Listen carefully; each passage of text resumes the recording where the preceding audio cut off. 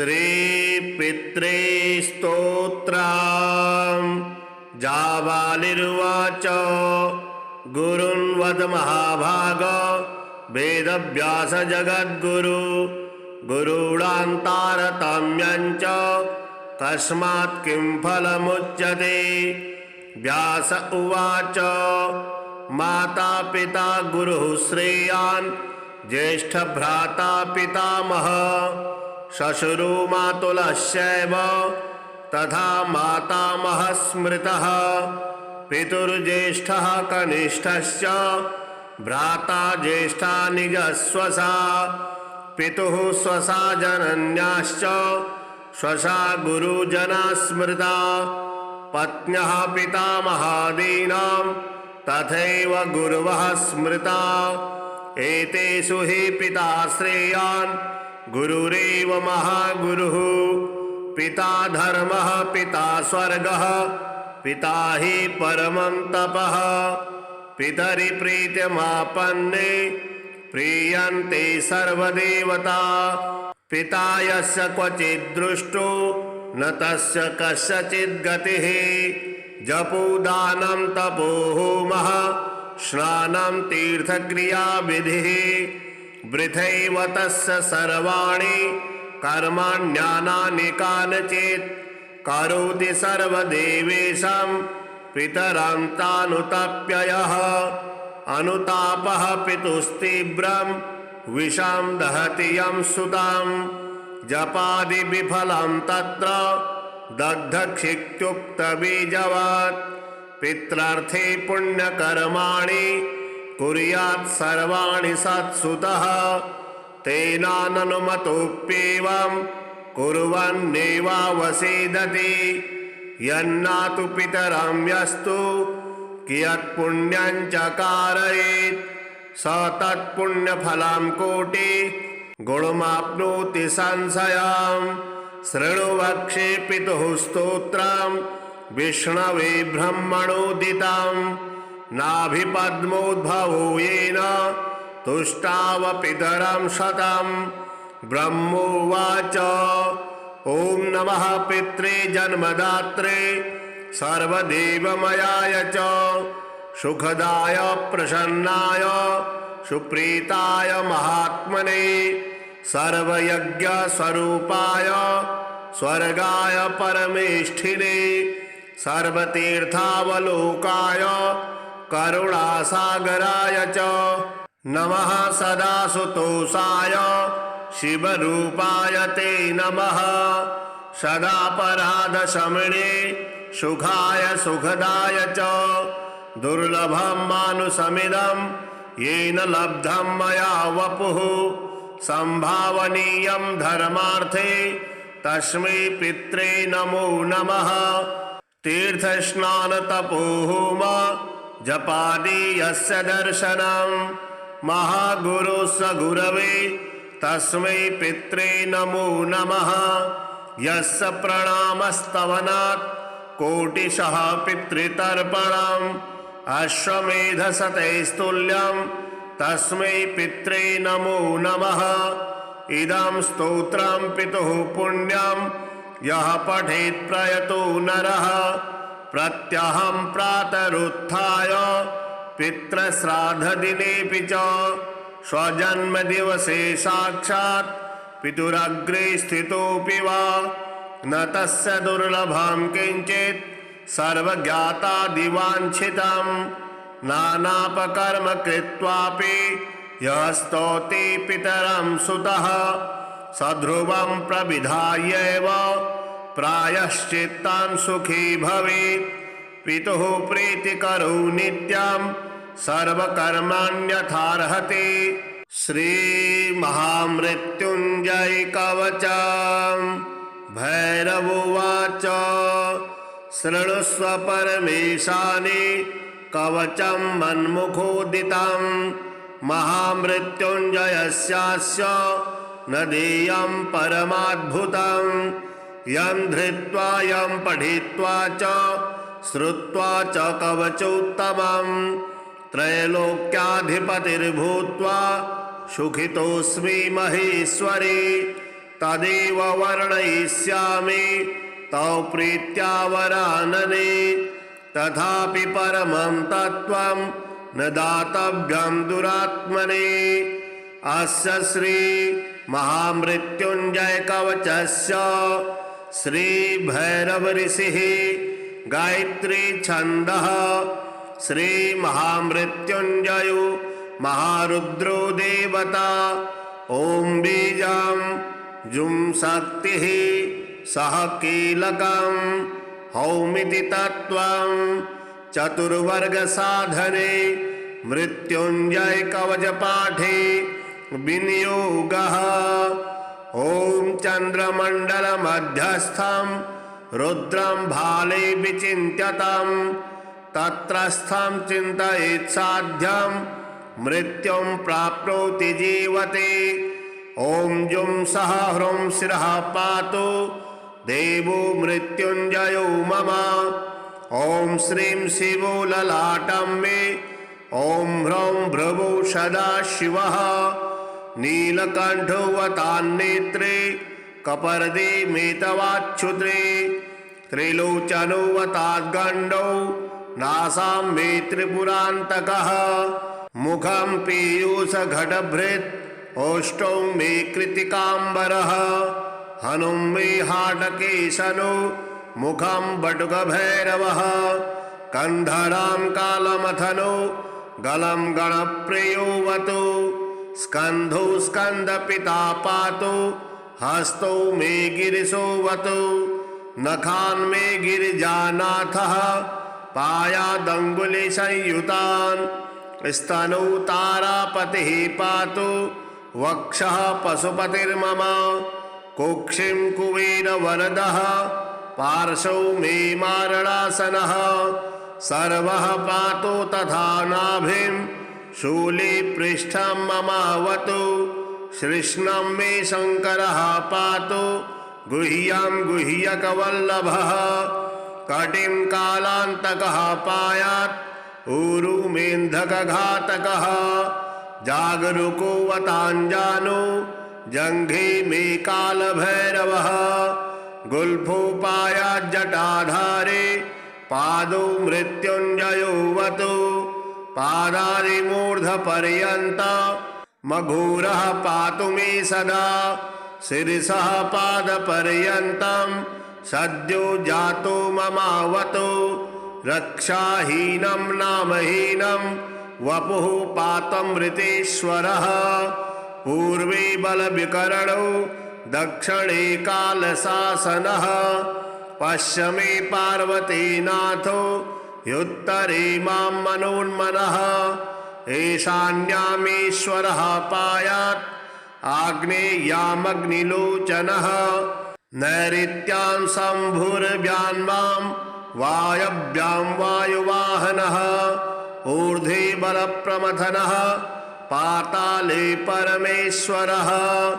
दश दिक्षु सदा पातु महामृत्युञ्जयस्य मां। रणे राजकुले द्यूते विषमे प्राणसंशये पायाद् ॐ जुं महारुद्रो देवदेवो दशाक्षरः। प्रभाते पातु मां ब्रह्मा मध्याह्ने भैरवोऽवतु। सायं सर्वेश्वरः पातु निशायां नित्यचेतनः। अर्धरात्रे महादेवो निशान्ते मां महोदयः। सर्वदा सर्वतः पातु ॐ जुं सह ह्रूं मृत्युञ्जयः। इतीदं कवचं पुण्यं त्रिषु लोकेषु दुर्लभं। सर्वमन्त्रमयं गुह्यं सर्वतन्त्रेषु गोपितं। पुण्यं पुण्यप्रदं दिव्यं देवदेवाधिदैवतं। य इदं च पठेन्मन्त्रे कवचं वार्चयेत्ततः तस्य हस्ते महादेवी त्र्यम्बकाष्टसिद्धयः। रणे धृत्वा चरेद्युद्धं हत्वा शत्रुञ्जयं लभेत्। जयं कृत्वा गृहं देवी सम्प्राप्स्यति सुखे पुनः।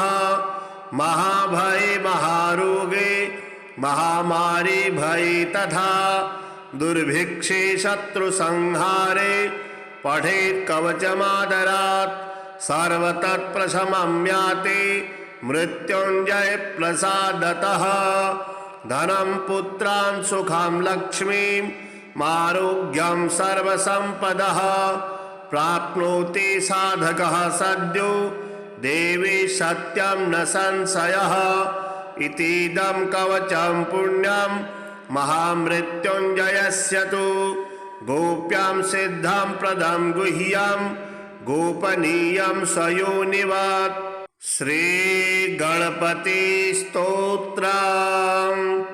नमो महाधरायैव नानालीलाधराय ते सदा स्वानन्दसंस्थाय भक्तिगम्याय वै नमः अनन्ताननदेहाय ह्यनन्तविभवाय ते अनन्तहस्तपादाय सदानन्दाय वै नमः चराचरमयायैव चराचरविवर्जित योगशान्ति प्रदात्रे ते सदा योगीस्वरूपिणे अनादये गणेशाय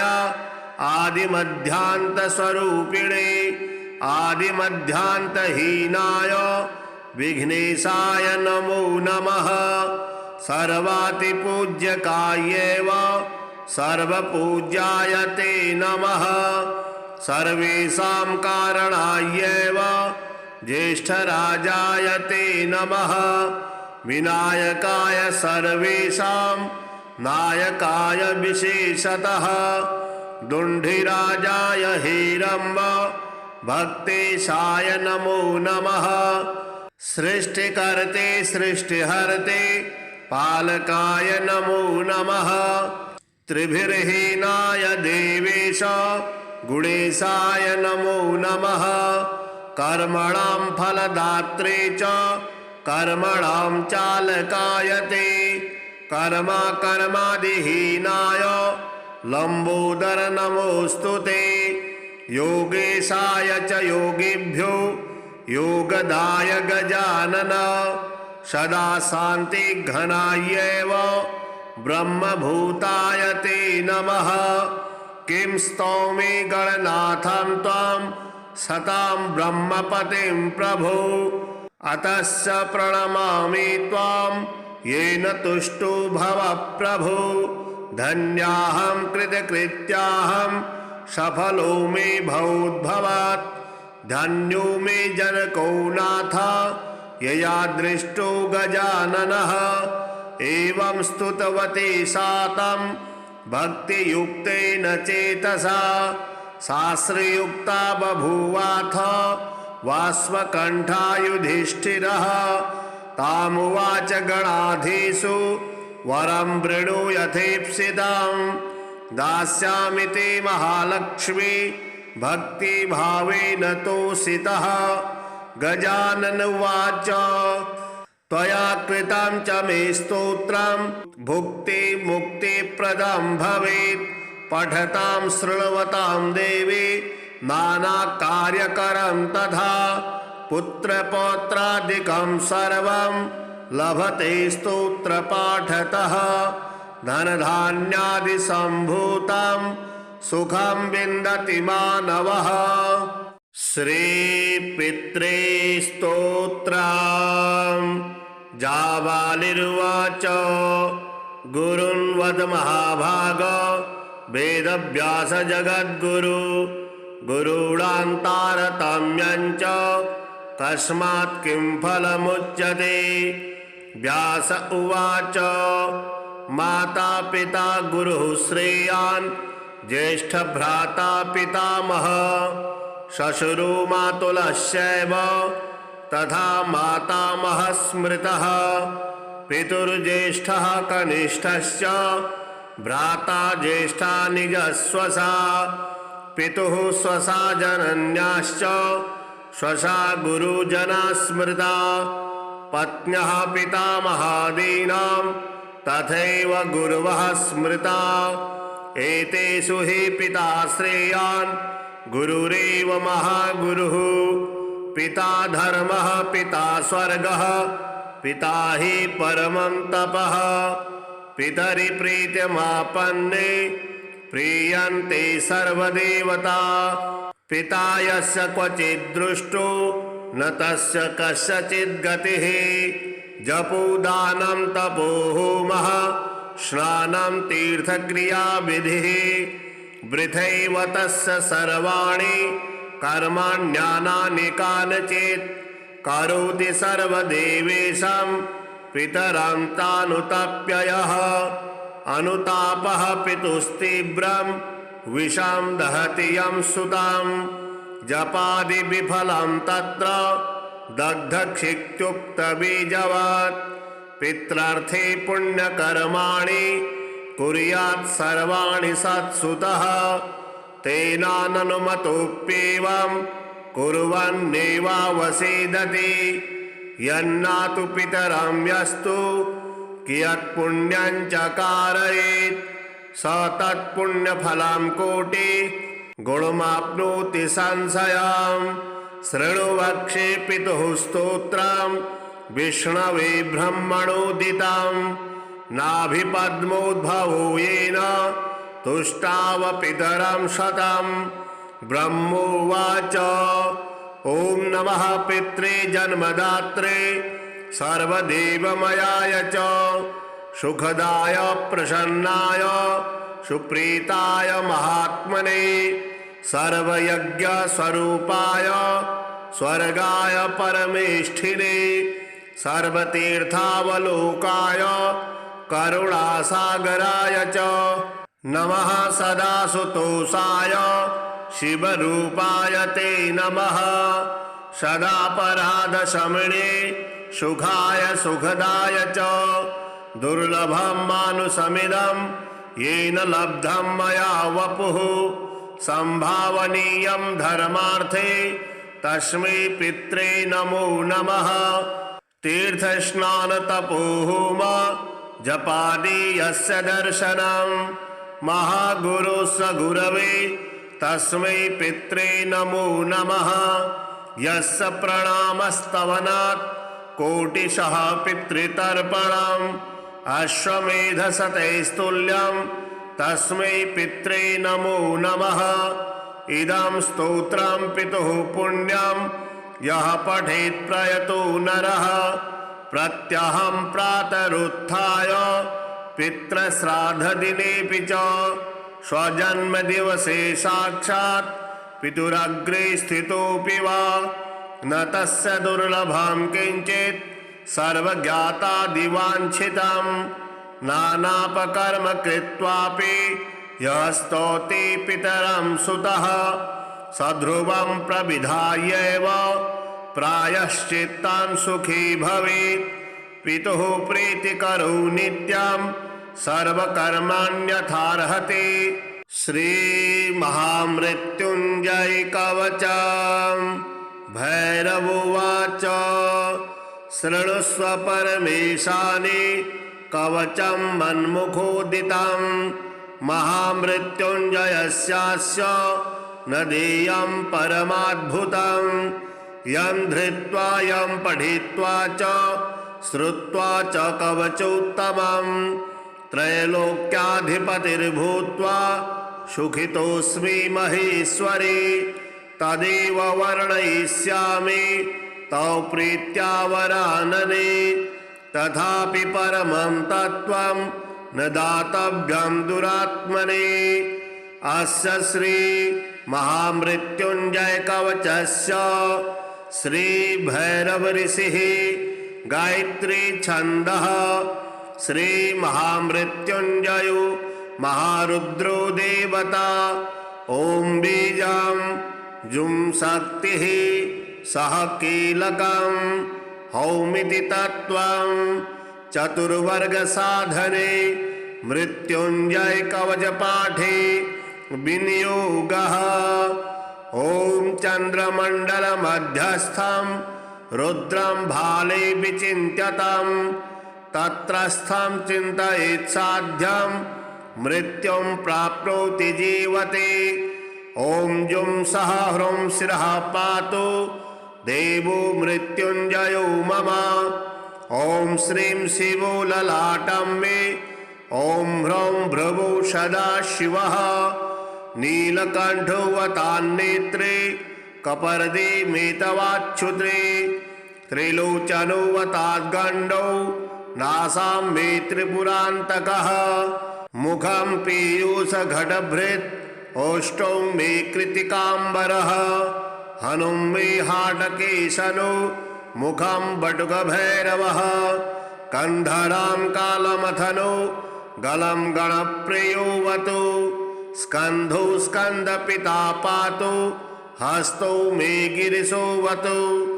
नखान् मे गिरिजानाथः, पायादङ्गुलिसंयुतान्। स्तनौ तारापतिः पातु, वक्षः पशुपतिर्मम। कुक्षिं कुबेरवरदः, पार्श्वौ मे मारणासनः। सर्वः पातु तथा नाभिं, शूले पृष्ठं ममावतु। श्रीष्णं मे शङ्करः पातु, गुह्यं गुह्यकवल्लभः। कटिं कालान्तकः पायात्, ऊरु मेन्धकघातकः। जागरूकोऽवताञ्जानो, जङ्घे मे कालभैरवः। गुल्फोपायाज्जटाधारे, पादौ मृत्युञ्जयोऽवतु।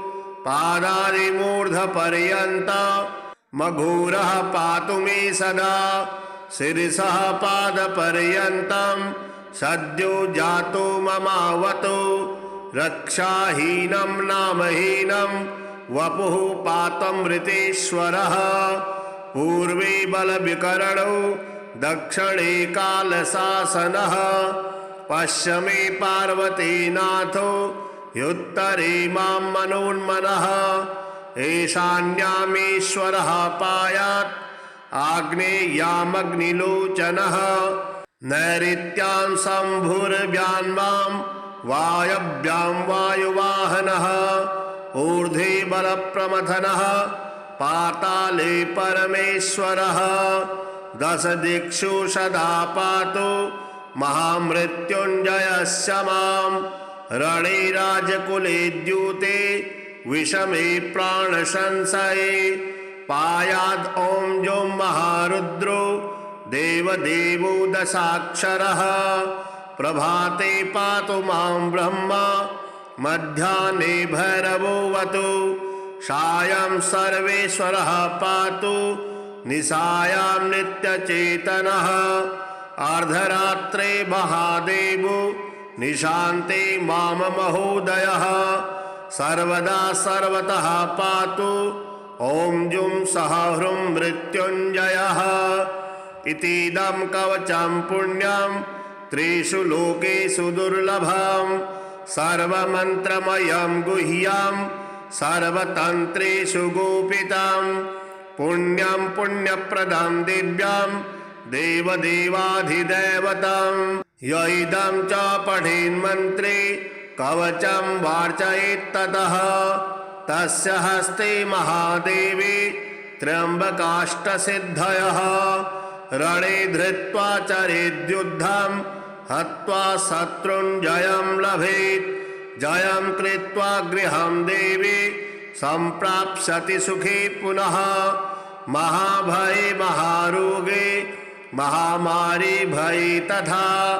दुर्भिक्षे शत्रुसंहारे, पठेत् कवचमादरात्। सर्वतत्प्रशमं याति, मृत्युञ्जय प्रसादतः। धनं पुत्रान् सुखं लक्ष्मीं, आरोग्यं सर्वसम्पदः। प्राप्नोति साधकः सद्यो, देवी सत्यं न संशयः। इतीदं कवचं पुण्यं, महामृत्युञ्जयस्य तु। गोप्यां सिद्धं प्रदं गुह्यं, गोपनीयं स्वयोनिवत्। श्रीगणपति स्तोत्रम्। नमो महाधरायैव, नानालीलाधराय ते। सदा स्वानन्दसंस्थाय, भक्तिगम्याय वै नमः। अनन्ताननदेहाय, ह्यनन्तविभवायते अनन्तहस्तपादाय सदानन्दाय वै नमः। चराचरमयायैव चराचरविवर्जित योगशान्ति प्रदात्रे ते सदा योगीस्वरूपिणे अनादये गणेशाय आदिमध्यान्तस्वरूपिणे आदिमध्यान्तहीनाय विघ्नेशाय नमो नमः। सर्वातिपूज्यकायैव सर्वपूज्याय ते नमः। सर्वेषां कारणायैव ज्येष्ठराजाय ते नमः। विनायकाय सर्वेषां नायकाय विशेषतः दुण्डिराजाय हेरम्ब भक्तेशाय नमो नमः। सृष्टिकर्ते सृष्टिहर्ते पालकाय नमो नमः। त्रिभिर्हीनाय देवेश गुणेशाय नमो नमः।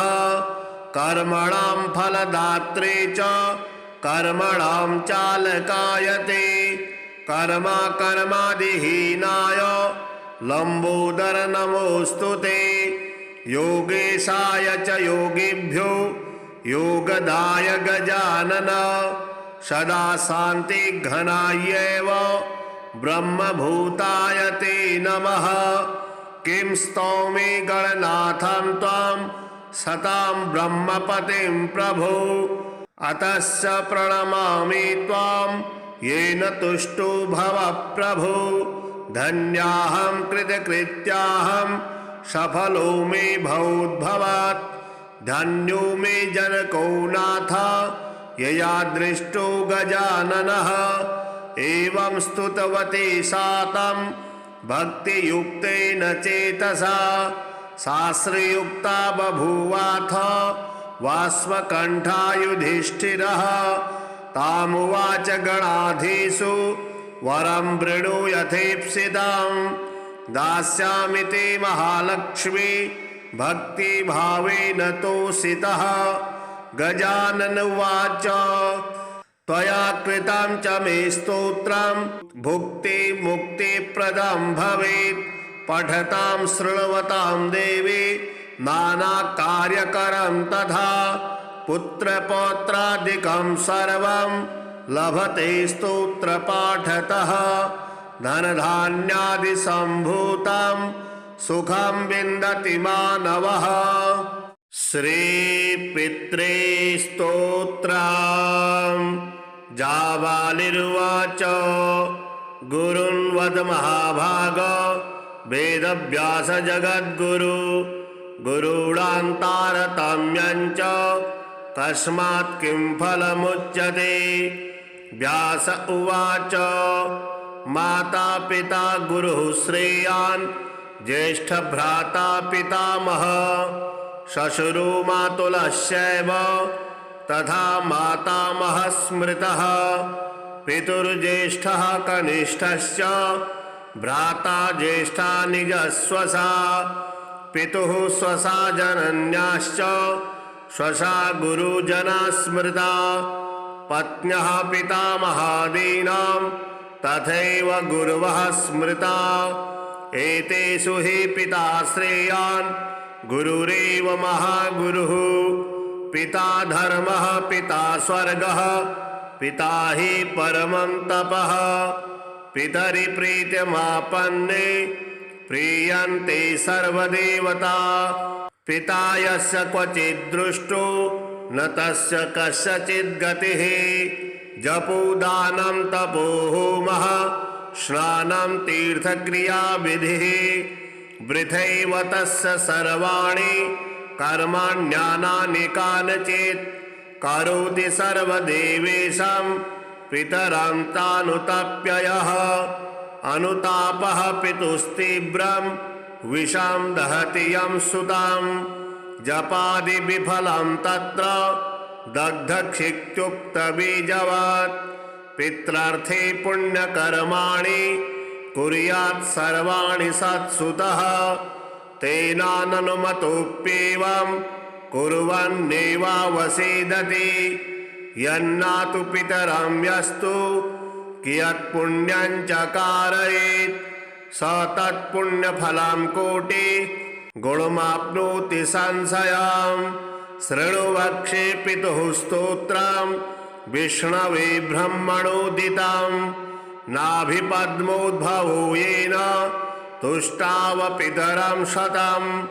ब्रह्मोवाच ॐ नमः पित्रे जन्मदात्रे सर्वदेवमयाय च सुखदाय प्रसन्नाय सुप्रीताय महात्मने सर्वयज्ञस्वरूपाय स्वर्गाय परमेष्ठिने सर्वतीर्थावलोकाय करुणासागराय च नमः सदासुतोषाय शिवरूपाय ते नमः सदापराधशमने सुखाय सुखदाय च दुर्लभं मानुषमिदं येन लब्धं मया वपुः संभावनीयं धर्मार्थे तस्मै पित्रे नमो नमः। तीर्थस्नानतपोहोम जपादि यस्य दर्शनं महागुरुस्य गुरवे तस्मै पित्रे नमो नमः।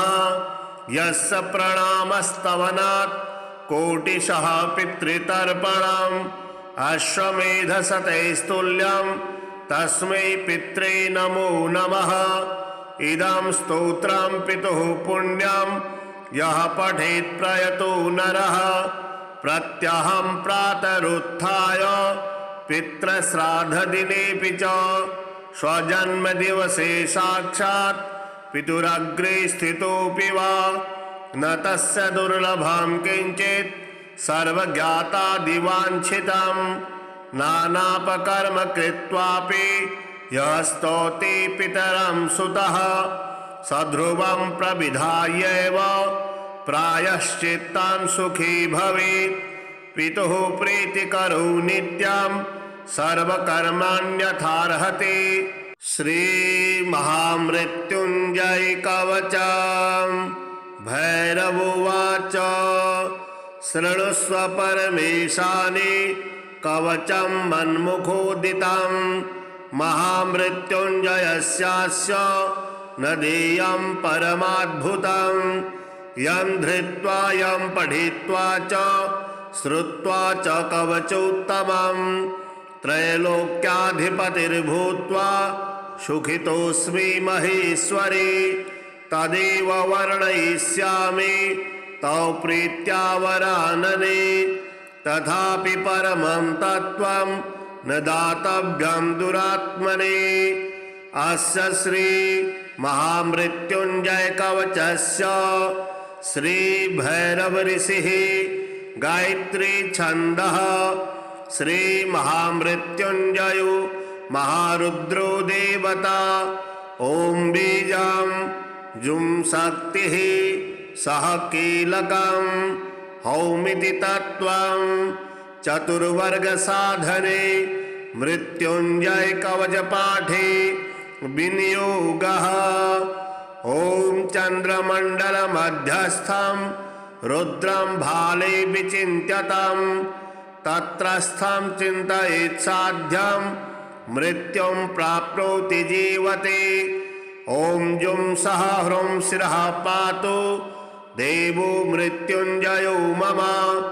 ओम श्रीं शिवो ललाटं मे ओम ह्रौं भ्रुवो सदाशिवः नीलकण्ठोऽवतान्नेत्रे कपर्दे मेतवाच्छुत्रे त्रिलोचनोऽवताद्गण्डौ नासां मे त्रिपुरान्तकः मुखं पीयूषघटभृत् ओष्ठौ मे कृतिकाम्बरः हनुं मे हाटकेशनो मुखं बटुकभैरवः कन्धरां कालमथनो गलं गणप्रियोऽवतु स्कन्धौ स्कन्दपिता पातु हस्तौ मे गिरिशोऽवतु नखान् मे गिरिजानाथः पायादङ्गुलिसंयुतान् स्तनौ तारापतिः पातु वक्षः पशुपतिर्मम कुक्षिं कुबेरवरदः पार्श्वौ मे मारणासनः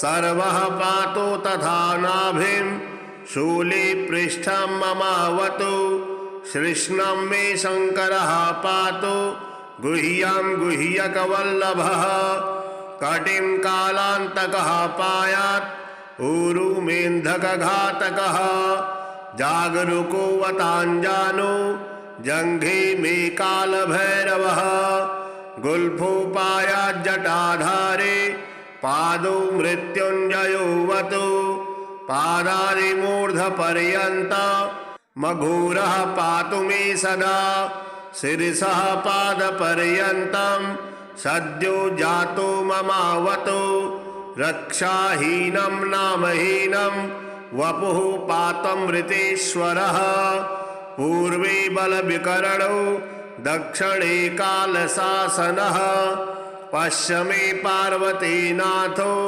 ह्युत्तरे मां मनोन्मनः ईशान्यामेश्वरः पायात् आग्नेयामग्निलोचनः नैऋत्यां शम्भुर्व्यान्मां वायव्यां वायुवाहनः ऊर्ध्वे बलप्रमथनः पाताले परमेश्वरः दश दिक्षु सदा पातु महामृत्युञ्जयस्य मां रणे राजकुले द्यूते विषमे प्राणसंशये पायाद् ॐ जों महारुद्रो देवदेवो दशाक्षरः प्रभाते पातु मां ब्रह्मा मध्याह्ने भैरवोऽवतु सायं सर्वेश्वरः पातु निशायां नित्यचेतनः अर्धरात्रे महादेवो निशान्ते मां महोदयः सर्वदा सर्वतः पातु ॐ जुं सः ह्रुं मृत्युञ्जयः इतीदं कवचं पुण्यं त्रिषु लोकेषु दुर्लभं सर्वमन्त्रमयं गुह्यं सर्वतन्त्रेषु गोपितं पुण्यं पुण्यप्रदं दिव्यं देवदेवाधिदैवतं य इदं च पठेन्मन्त्रे कवचं वार्चयेत्ततः तस्य हस्ते महादेवी त्र्यम्बकाष्टसिद्धयः रणे धृत्वा चरेद्युद्धं हत्वा शत्रुञ्जयं लभेत् जयं कृत्वा गृहं देवी सम्प्राप्स्यति सुखे पुनः महाभये महारोगे महामारी भये तथा दुर्भिक्षे शत्रुसंहारे पठेत् कवचमादरात् सर्वतत्प्रशमं याति मृत्युञ्जय प्रसादतः धनं पुत्रान् सुखं लक्ष्मीं आरोग्यं सर्वसम्पदः प्राप्नोति साधकः सद्यो देवी सत्यं न संशयः इतीदं कवचं पुण्यं महामृत्युञ्जयस्य तु गोप्यां सिद्धं प्रदं गुह्यं गोपनीयं स्वयोनिवत् श्रीगणपति स्तोत्रम् नमो महाधरायैव नानालीलाधराय ते सदा स्वानन्दसंस्थाय भक्तिगम्याय वै नमः अनन्ताननदेहाय ह्यनन्तविभवाय ते अनन्तहस्तपादाय सदानन्दाय वै नमः चराचरमयायैव चराचरविवर्जिता योगशान्ति प्रदात्रे ते सदा योगीस्वरूपिणे अनादये गणेशाय आदिमध्यान्तस्वरूपिणे आदिमध्यान्तहीनाय विघ्नेशाय नमो नमः सर्वातिपूज्यकायैव सर्वपूज्याय ते नमः सर्वेषां कारणायैव ज्येष्ठराजाय ते नमः विनायकाय सर्वेषां नायकाय विशेषतः दुण्डिराजाय हेरम्ब भक्तेशाय नमो नमः सृष्टिकर्ते सृष्टिहर्ते पालकाय नमो नमः। त्रिभिर्हीनाय देवेश गुणेशाय नमो नमः। कर्मणां फलदात्रे च कर्मणां चालकाय ते कर्मादिहीनाय लंबोदर नमोऽस्तु ते।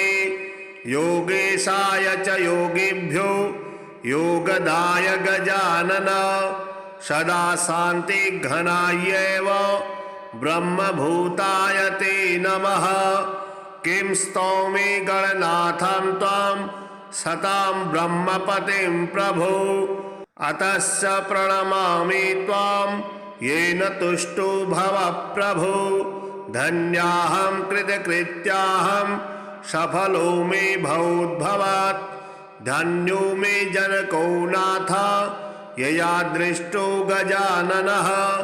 एवं स्तुतवती सा तं भक्तियुक्तेन चेतसा शास्त्रयुक्ता बभूवाथ वाष्पकण्ठा युधिष्ठिरः।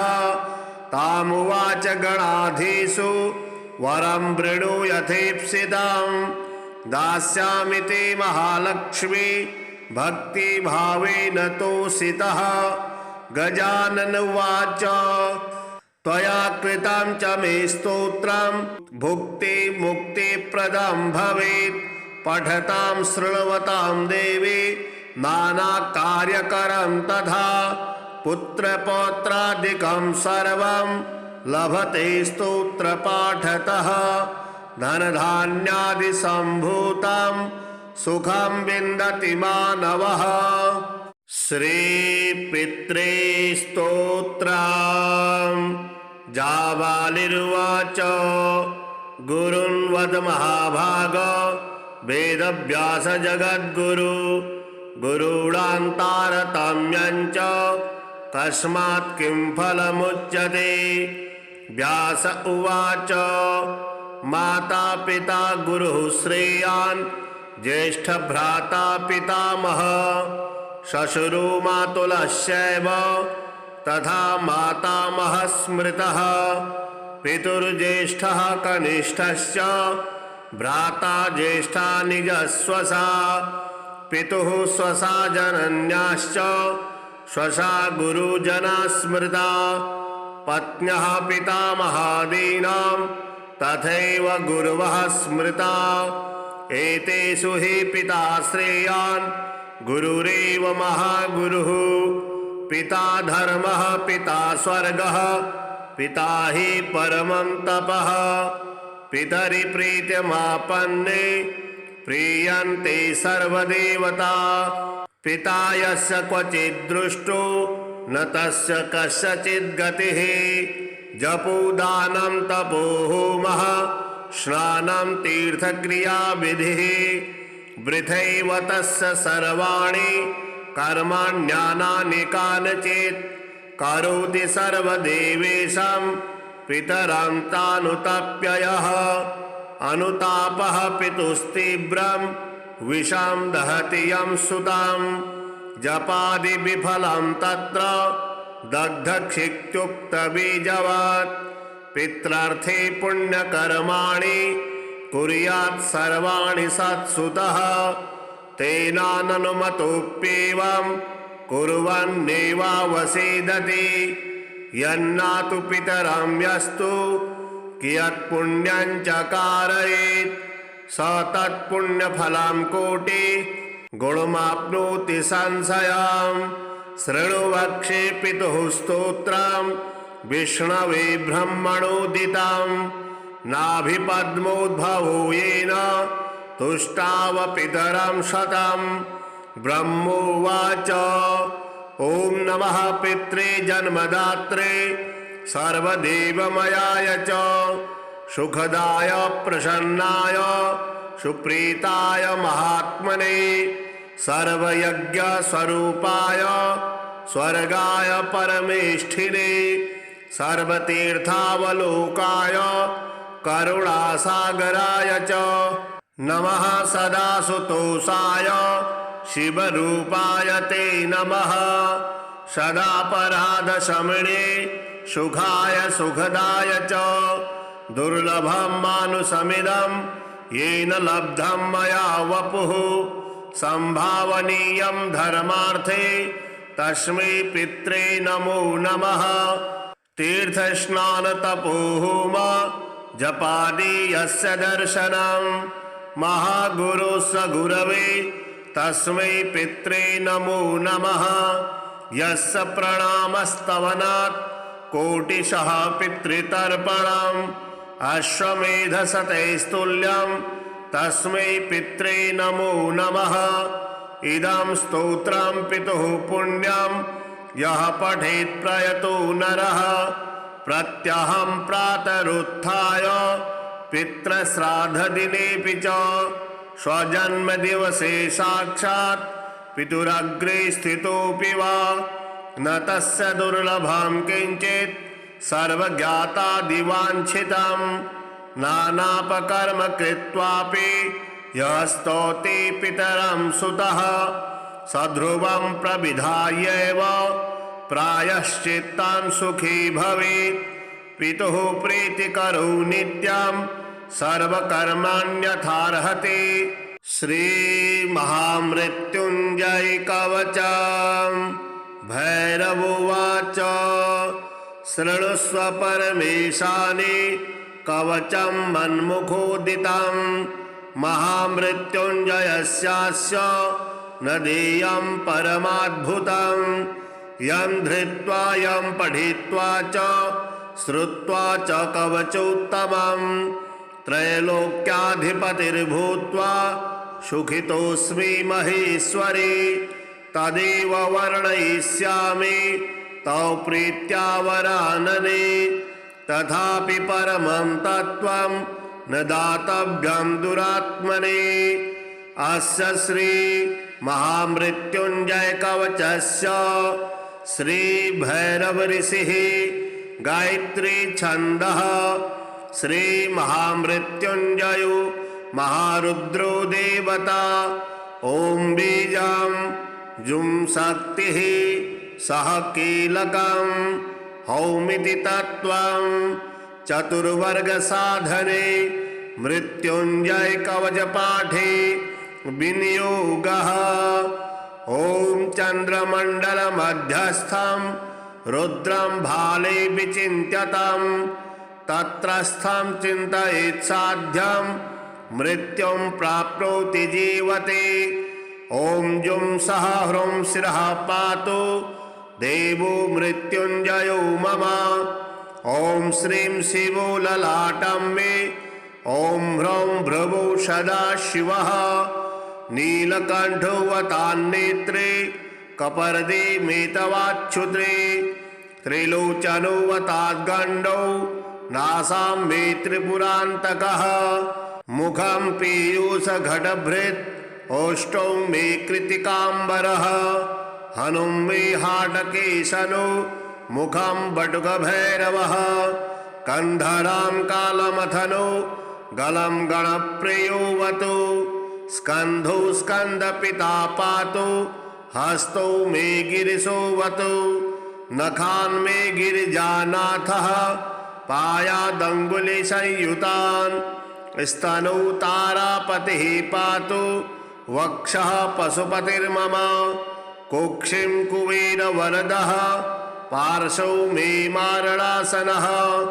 सर्वः पातु तथा नाभिं शूले पृष्ठं ममावतु श्रीष्णं मे शङ्करः पातु गुह्यं गुह्यकवल्लभः कटिं कालान्तकः पायात् ऊरु मेन्धकघातकः जागरूकोऽवताञ्जानो जङ्घे मे कालभैरवः गुल्फोपायाज्जटाधारे पादौ मृत्युञ्जयोऽवतु पादादिमूर्धपर्यन्त मघोरः पातु मे सदा शिरसः पादपर्यन्तं सद्यो जातो ममावतु रक्षाहीनं नामहीनं वपुः पातं मृतेश्वरः पूर्वे बलविकरणौ दक्षिणे कालशासनः पश्चिमे पार्वतीनाथो युत्तरे मां मनोन्मनः ईशान्यामेश्वरः पायात् आग्नेयामग्निलोचनः नैऋत्यां शम्भुर्व्यान्मां वायव्यां वायुवाहनः ऊर्ध्वे बलप्रमथनः पाताले परमेश्वरः दश दिक्षु सदा पातु महामृत्युञ्जयस्य मां रणे राजकुले द्यूते विषमे प्राणसंशये पायाद् ॐ जों महारुद्रो देवदेवो दशाक्षरः प्रभाते पातु मां ब्रह्मा मध्याह्ने भैरवोऽवतु सायं सर्वेश्वरः पातु निशायां नित्यचेतनः अर्धरात्रे महादेवो निशान्ते मां महोदयः सर्वदा सर्वतः पातु ॐ जुं सः ह्रुं मृत्युञ्जयः इतीदं कवचं पुण्यं त्रिषु लोकेषु दुर्लभं सर्वमन्त्रमयं गुह्यं सर्वतन्त्रेषु गोपितं पुण्यं पुण्यप्रदं दिव्यं देवदेवाधिदैवतं य इदं च पठेन्मन्त्रे कवचं वार्चयेत्ततः तस्य हस्ते महादेवी त्र्यम्बकाष्टसिद्धयः रणे धृत्वा चरेद्युद्धं हत्वा शत्रुन् जयं लभेत् जयं कृत्वा गृहं देवी सम्प्राप्स्यति सुखे पुनः महाभये महारोगे महामारी भये तथा दुर्भिक्षे शत्रुसंहारे पठेत् कवचमादरात्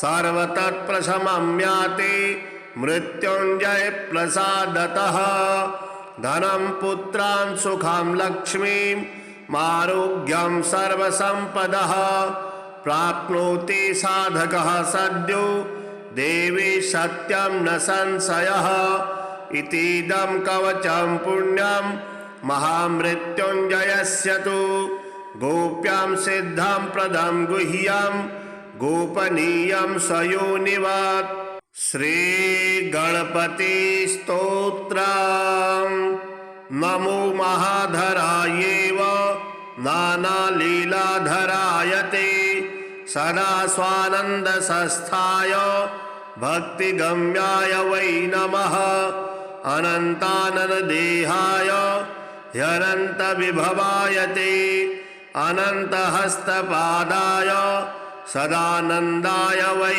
नमः चराचरमयायैव चराचरविवर्जिता योगशान्ति प्रदात्रे ते सदा योगीस्वरूपिणे अनादये गणेशाय आदिमध्यान्तस्वरूपिणे आदिमध्यान्तहीनाय विघ्नेशाय नमो नमः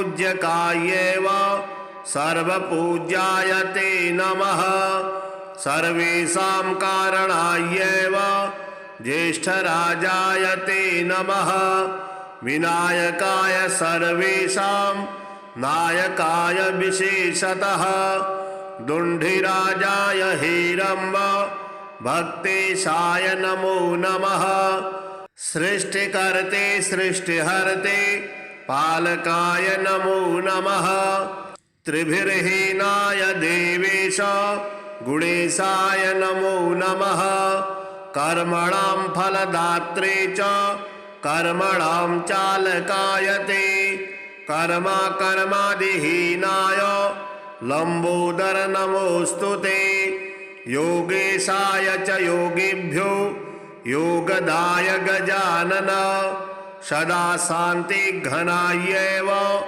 ब्रह्मभूताय ते नमः किं स्तौमि गणनाथं त्वां सतां ब्रह्मपतिं प्रभो अतश्च प्रणमामि त्वां येन तुष्टो भव प्रभो धन्याहं कृतकृत्याहं सफलो मे भवोद्भवात् धन्यो मे जनको नाथ यया दृष्टो गजाननः।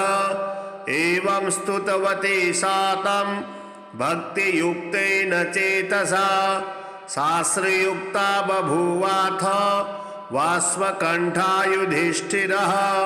तामुवाच गणाधीषु वरं वृणु यथेप्सितं दास्यामि ते महालक्ष्मी भक्तिभावेन तोषितः। गजानन उवाच त्वया कृतं च मे स्तोत्रं भुक्ति मुक्तिप्रदं भवेत्। पठतां शृण्वतां देवी नानाकार्यकरं तथा पुत्रपौत्रादिकं सर्वं लभते स्तोत्रपाठतः। धनधान्यादिसम्भूतं सुखं विन्दति मानवः। श्रीपित्रे स्तोत्रम्। जाबालिर्वाच गुरुन् वद महाभाग वेदव्यास जगद्गुरु गुरूणान्तारतम्यं च कस्मात् किं फलमुच्यते। व्यास उवाच माता पिता गुरुः श्रेयान् ज्येष्ठभ्राता पितामहः श्वशुरो मातुलश्चैव तथा मातामहः स्मृतः।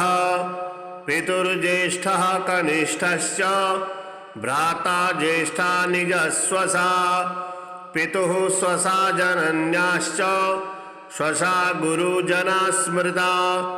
पत्न्यः पितामहादीनां तथैव गुरवः स्मृता। एतेषु हि पिता श्रेयान् गुरुरेव महागुरुः। पिता धर्मः पिता स्वर्गः पिता हि परमं तपः। पितरि प्रीत्यमापन्ने प्रीयन्ते सर्वदेवता। पिता यस्य क्वचित् दृष्टो न तस्य कस्यचित् गतिः। जपोदानं तपो होमः स्नानं तीर्थक्रियाविधिः।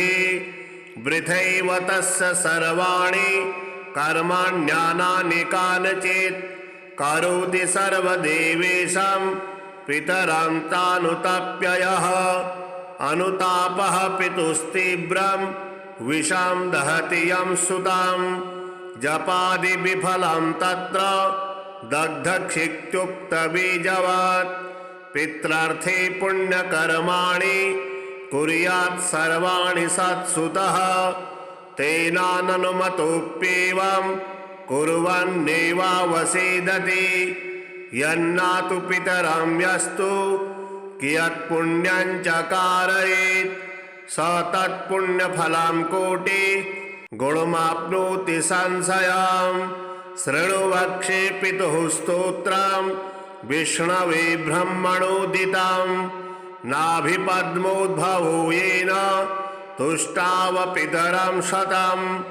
ब्रह्मोवाच ॐ नमः पित्रे जन्मदात्रे सर्वदेवमयाय च सुखदाय प्रसन्नाय सुप्रीताय महात्मने सर्वयज्ञस्वरूपाय स्वर्गाय परमेष्ठिने सर्वतीर्थावलोकाय करुणासागराय च नमः। सदा सुतोषाय शिवरूपाय ते नमः।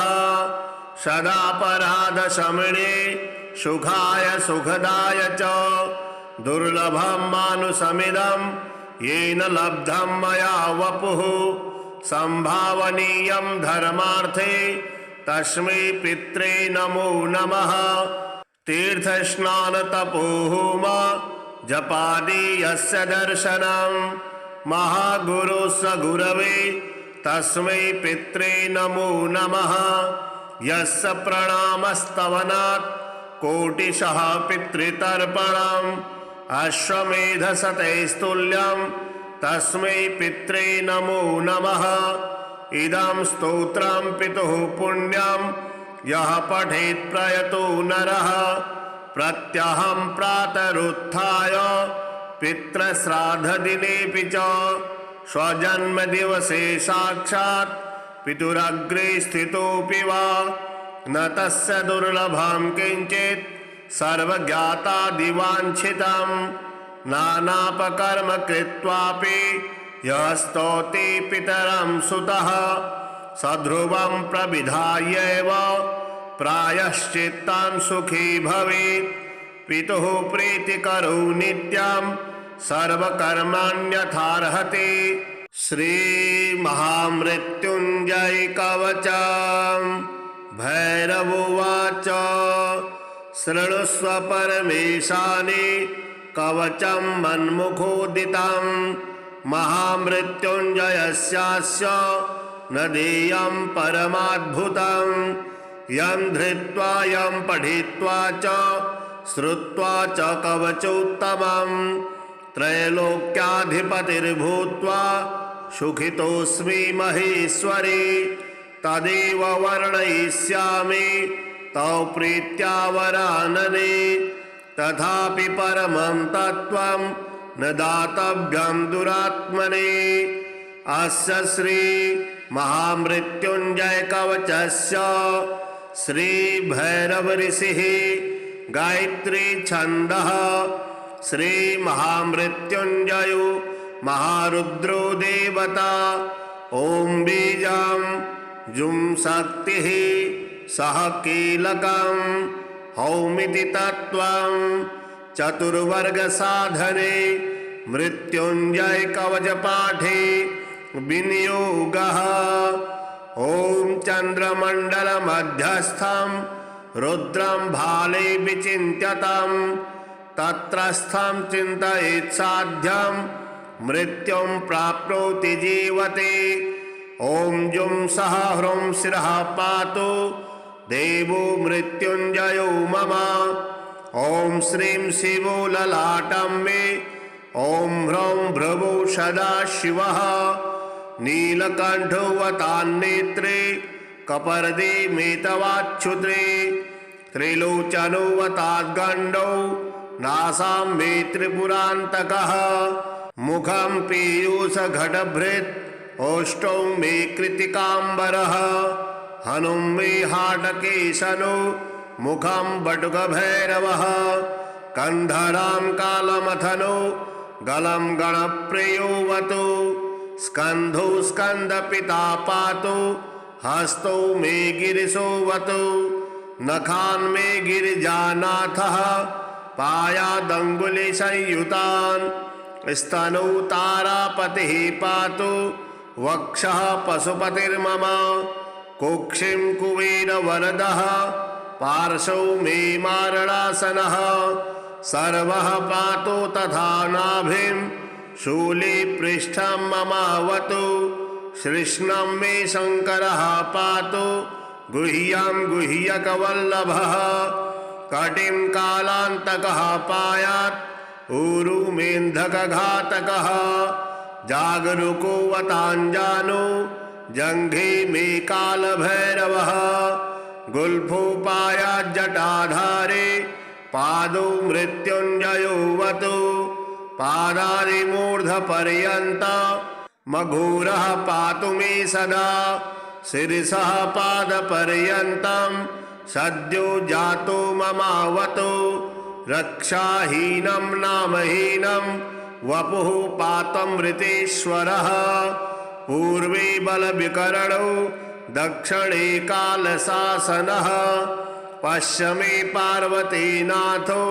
युत्तरे मां मनोन्मनः ईशान्यामेश्वरः पायात् आग्नेयामग्निलोचनः नैऋत्यां शम्भुर्व्यान्मां वायव्यां वायुवाहनः ऊर्ध्वे बलप्रमथनः पाताले परमेश्वरः दश दिक्षु सदा पातु महामृत्युंजयस्य मां रणे राजकुले द्यूते विषमे प्राणसंशये पायाद् ॐ जों महारुद्रो देवदेवो दशाक्षरः प्रभाते पातु मां ब्रह्मा मध्याह्ने भैरवोऽवतु सायं सर्वेश्वरः पातु निशायां नित्यचेतनः अर्धरात्रे महादेवो निशान्ते माम महोदयः सर्वदा सर्वतः पातु ॐ जुं सः ह्रुं मृत्युञ्जयः इतीदं कवचं पुण्यं त्रिषु लोकेषु दुर्लभं सर्वमन्त्रमयं गुह्यं सर्वतन्त्रेषु गोपितं पुण्यं पुण्यप्रदं दिव्यं देवदेवाधिदेवतं य इदं च पठेन्मन्त्रे कवचं वार्चयेत्ततः तस्य हस्ते महादेवी त्र्यम्बकाष्टसिद्धयः रणे धृत्वा चरेद्युद्धं हत्वा शत्रुञ्जयं लभेत् जयं कृत्वा गृहं देवी सम्प्राप्स्यति सुखी पुनः महाभये महारोगे महामारी भये तथा दुर्भिक्षे शत्रुसंहारे पठेत् कवचमादरात् सर्वतत्प्रशमं याति मृत्युञ्जय प्रसादतः धनं पुत्रान् सुखं लक्ष्मीं आरोग्यं सर्वसम्पदः प्राप्नोति साधकः सद्यो देवी सत्यं न संशयः इतीदं कवचं पुण्यं महामृत्युञ्जयस्य तु गोप्यां सिद्धं प्रदं गुह्यं गोपनीयं स्वयोनिवत् श्रीगणपति स्तोत्रम् नमो महाधरायैव नानालीलाधराय ते सदा स्वानन्दसंस्थाय भक्तिगम्याय वै नमः अनन्ताननदेहाय ह्यनन्तविभवाय ते अनन्तहस्तपादाय सदानन्दाय वै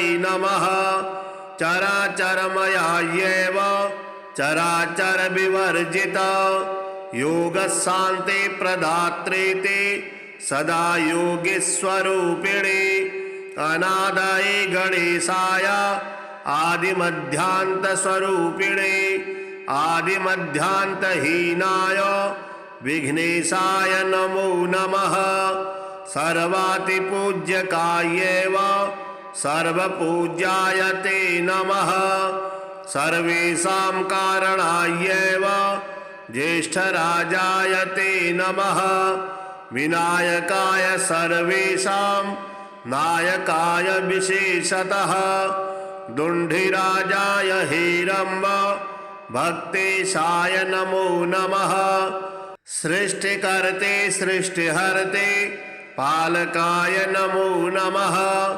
त्रिभिर्हीनाय देवेश गुणेशाय नमो नमः कर्मणां फलदात्रे च कर्मणां चालकाय ते कर्मादिहीनाय लंबोदर नमोऽस्तु ते योगेशाय च योगिभ्यो योगदाय गजानन सदा शान्तिघनायैव ब्रह्मभूताय ते नमः किं स्तौमि गणनाथं त्वां सतां ब्रह्मपतिं प्रभो अतस्य प्रणमामि त्वां येन तुष्टो भव प्रभो धन्याहं कृतकृत्याहं सफलो मे भवोद्भवात् धन्यो मे जनको नाथ यया दृष्टो गजाननः एवं स्तुतवती सा तं भक्तियुक्तेन चेतसा शास्त्रयुक्ता बभूवाथ वाष्पकण्ठा युधिष्ठिरः तामुवाच गणाधीषु वरं वृणु यथेप्सितं दास्यामि ते महालक्ष्मी भक्तिभावेन तोषितः गजानन उवाच त्वया कृतं च मे स्तोत्रं भुक्ति मुक्तिप्रदं भवेत् पठतां शृण्वतां देवी नानाकार्यकरं तथा पुत्रपौत्रादिकं सर्वं लभते स्तोत्रपाठतः धनधान्यादिसम्भूतं सुखं विन्दति मानवः।